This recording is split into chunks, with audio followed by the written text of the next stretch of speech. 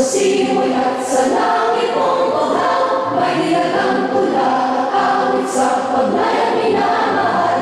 Ang isap ng watawat mo'y tagumpay na nagdidinig, ang bituin at araw na kailan pang may di magdidilim. Lupa ng araw ng walang halit pagsinta, buhay na nawit sa piling mo.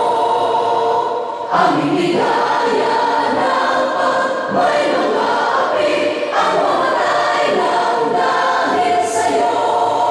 Di mo, Panginoon, sa lahat ng oras, sa bawat araw, iyong hawak ay pinay na walang hanggan.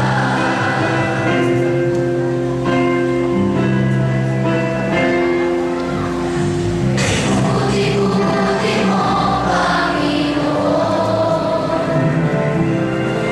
sa lahat ng oras, sa bawat araw, ika'y laging naman kong magmahal. Ang iyong hawak ay pinay na walang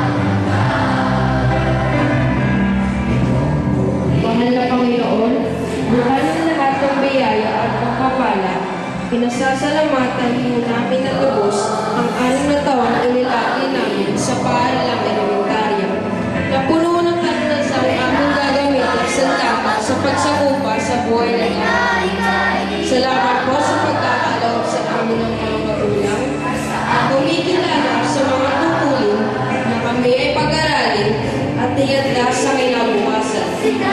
Salamat din po sa mga guro na matyagang humubog sa aming katauhan upang kami ay maging ganap na nilalang na inaasahang magbigay naman sa aming magulang.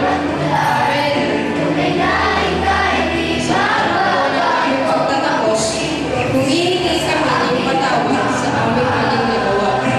Patuloy mo po kaming gabayan upang hindi malunis na magandang sa daang itinuturo patungo sa tagumpay.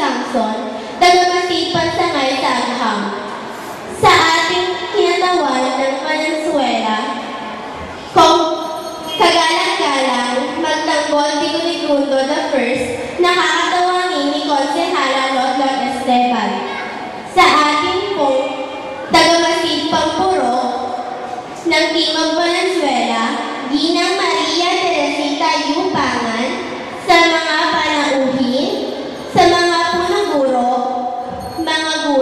mga magulang, at kapwa ko magsisipagtapos, magandang hapon po sa inyong lahat.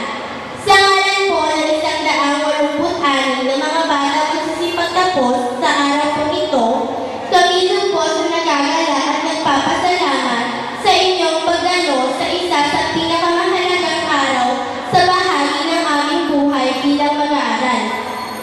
Samahan po ninyo kami at gabayan sa palatuntunan ito upang maging matagumpay ang aming pagdiriwang.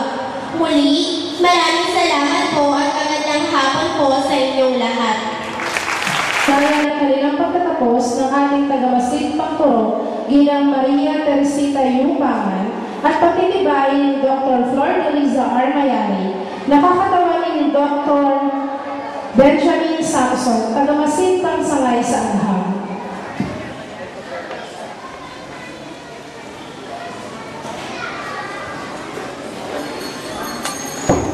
Magandang hapon po sa inyo lahat.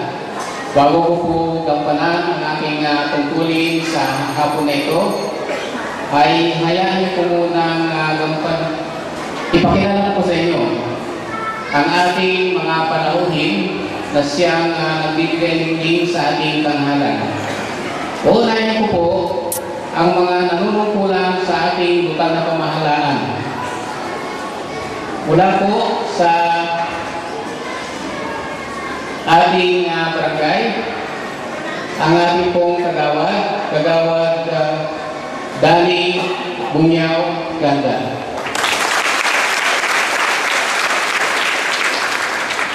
Ang kumakatawan po sa ating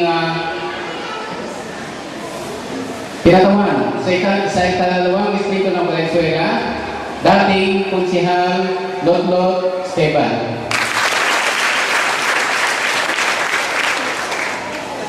Sa ganun din po pala, hindi pala si Kagawad Janina Bautista.